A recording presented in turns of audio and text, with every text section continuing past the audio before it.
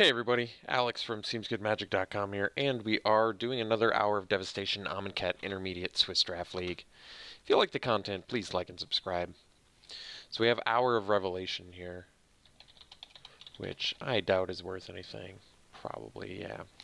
I could first pick it. It does destroy all non-land permanents. It's pretty good, but there's also a Sand Strangler and a Banewit Punisher. I almost think I like Punisher more than Strangler.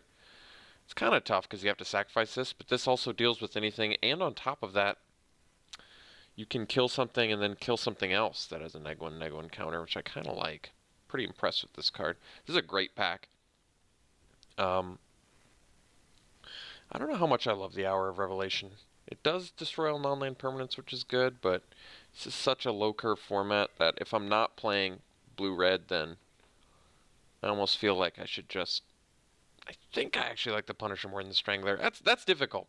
I don't actually know the right answer to that, but I'm taking this. Alright, the follow-up pick. So we can take the Torment of Venom. This is actually really nice. This is my favorite of this like cycle of that effect.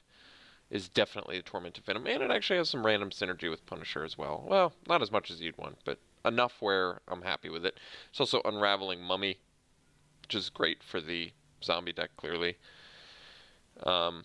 Catcher's Avenger. We're just going to take Torment of Venom. This card is very good. Very, very good card.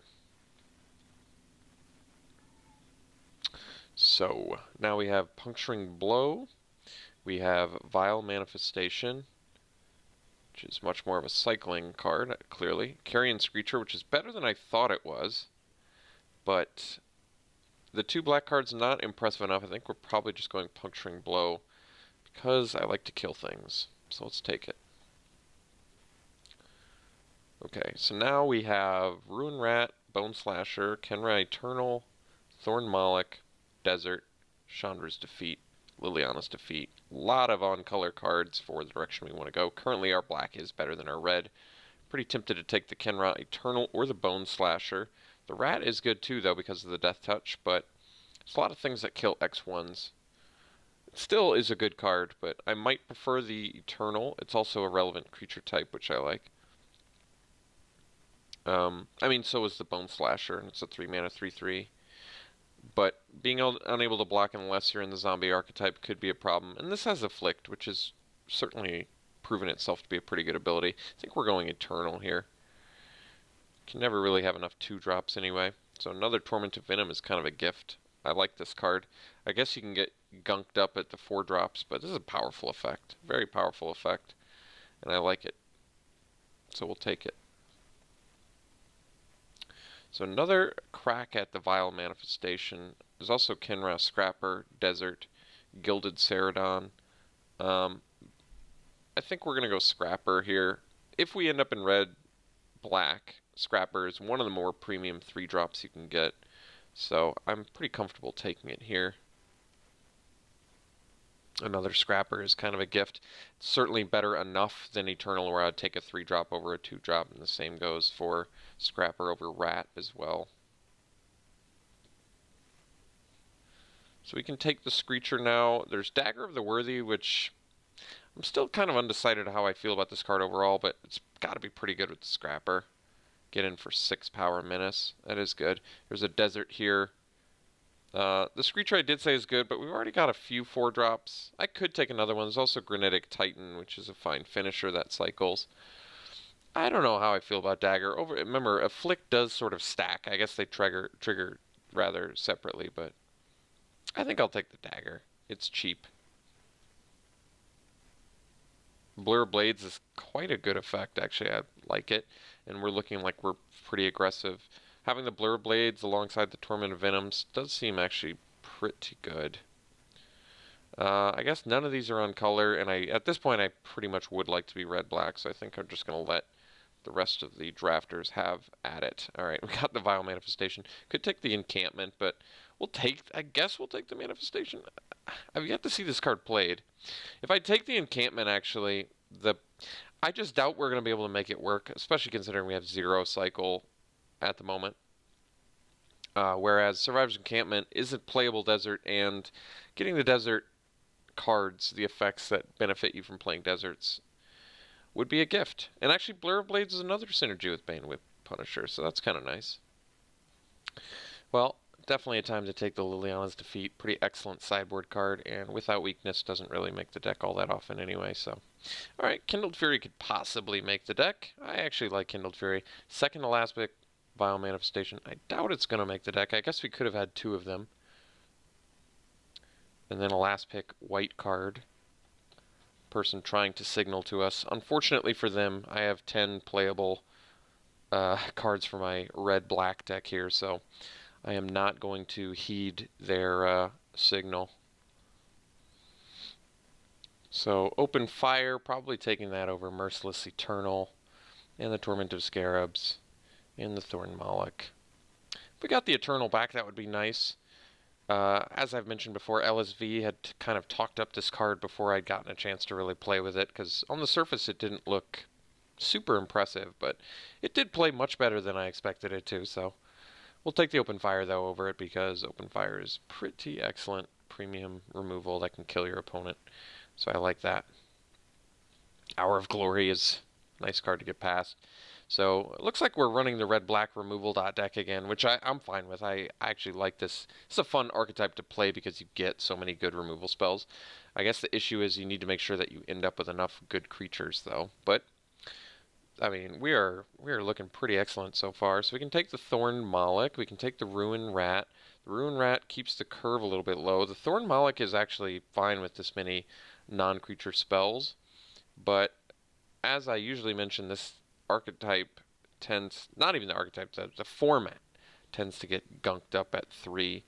I think for curve purposes, I'm going to take the Ruin Rat. If I could get away with playing a heavy removal deck that just has a bunch, and especially with the Dagger of the Worthy, actually, I guess Ruin Rat gets a little better there. I did mention before that Ruin Rat gets worse because there's a lot of things that deal with X1s, but the fact that this can just kill fatties is actually pretty awesome, and I like the die effect too. It's very relevant in this format. I'm going to take it over the Thorn Moloch.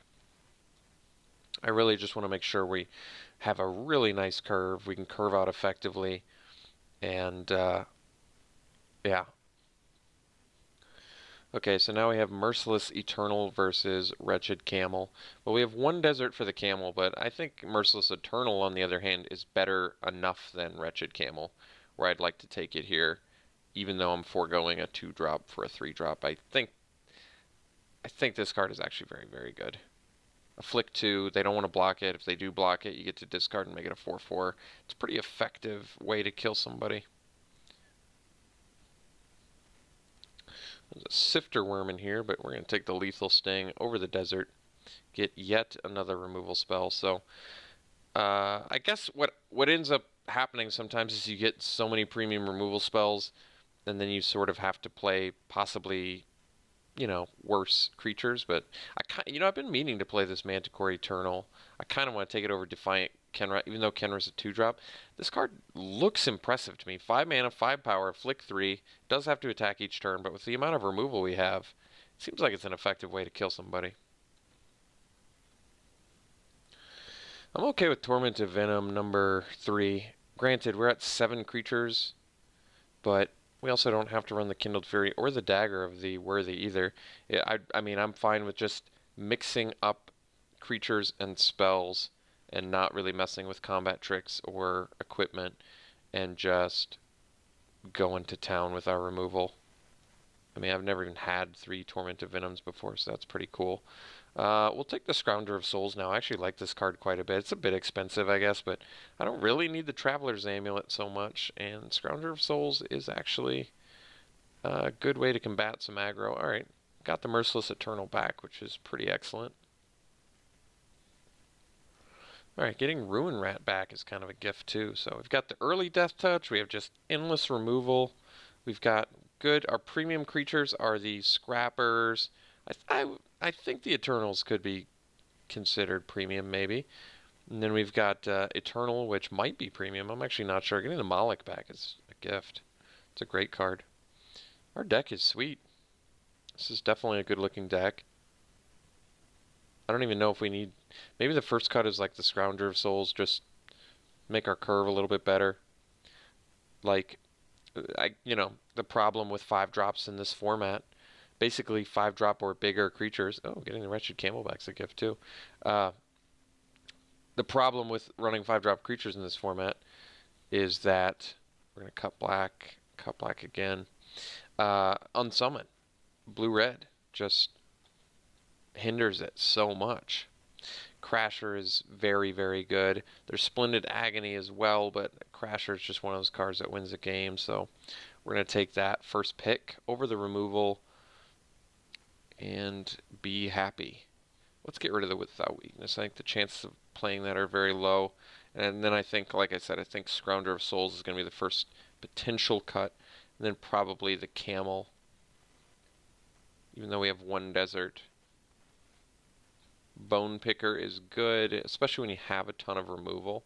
Flies, Death Touch. Could take the Entangler, though. We are looking for premium 2-drops, and Entangler fits that bill perfectly. Our removal suite is so excellent, too, that I kind of just want to lower our curve. We already have quite a few 4-drops. Granted, this one costs 1 mana, and we do have a lot of removal, so for 4 mana you could like open fire or something and play this for 1 mana. That is actually pretty good.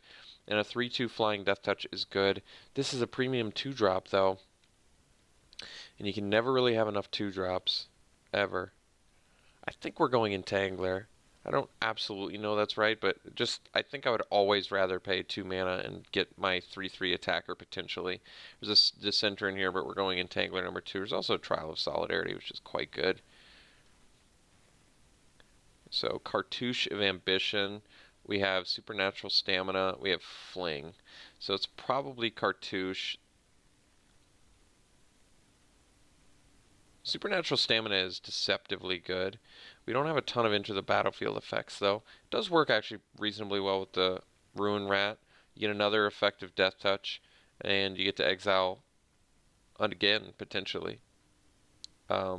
It could actually be Stamina, but I think the Lifelink kind of is the...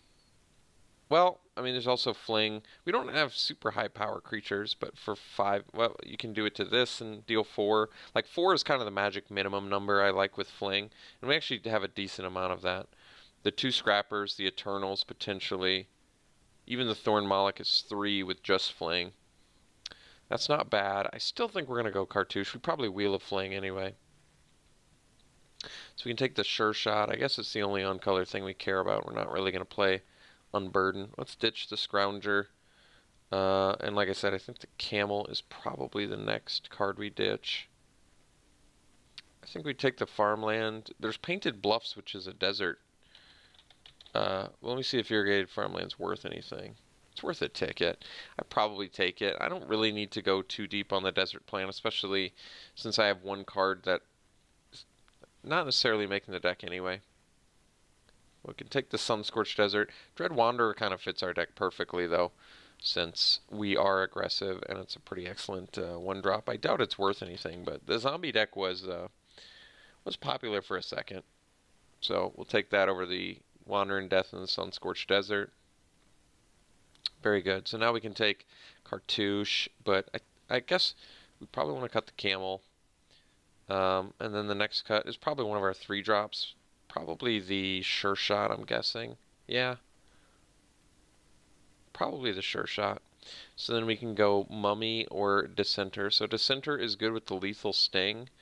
But Mummy, I've been pretty impressed with Mummy, and I like that it randomly synergizes with Punisher. Doesn't beat down super effectively, but I like even how good it could be against the blue-red deck. So we'll take it. Could take the Tormenting Voice. This is good for flood situations. I don't actually know if this makes the deck either, though. We don't need the Nimble Blade so much, even though it's a 2-drop. I could see myself maybe running Tormenting Voice over like a Cartouche. But I like that Cartouche randomly works. We have a lot of good synergy with Punisher. I guess we'll take the Tormenting Voice. I might actually need this Violent Impact. There's been a couple times that I've needed to destroy an artifact and I haven't had the spell I need, so we'll take the Impact. Wandering Death is actually a very good spell. I don't think we need it in this deck because this is just a tight 24 right here, but we'll take it in case we play the heavy removal deck. It's probably not as good against the blue-red either because you're getting tempoed. They're not going to the graveyard. Of all these cards, I'm going to take the foil. I don't even care. Alright, got the fling back kind of as expected. I don't know if we're going to play it, though.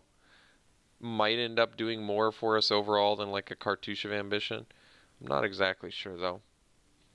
Take a full art land. So, cool deck. Very cool deck. 15 creatures. Endless removal. I'm thinking we're not going to do the fling, though.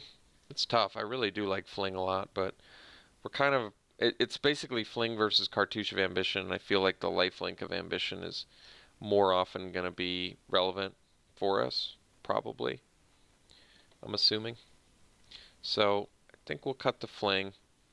And then we're 15 creatures with just a ton of removal. Just a boatload of removal. Blur Blades, Open Fire, Lethal Sting, Cartouche, Puncturing Blow, Triple Torment of Venom, Hour of Glory. Very, very good. Curve is looking pretty good. Quite a few 3-drops, but we ended up getting enough 1 and 2 drops where I'm not really concerned either. So let's sort by color here. See what we're looking at.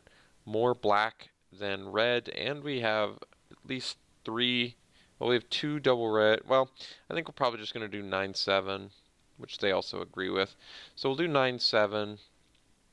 And yeah, I like this deck. I think it looks good. I think it looks really good. Our sideboard options are like Defeat. Fling's good against like Unquenchable Thirst and the Desert's Hold and all the pacifism effects, Compulsory Rest. And then we've got Scrounger in case we need like to replace our 5-drop with a lifelinker. We have Anti-Artifact. So, anti-heavy removal. We actually have a decent sideboard plan here, or options, I should say. Even though without weakness, well, probably not that one. Alright, cool deck. I like it a lot. Looks good. We'll run it like this. We'll see you round 1.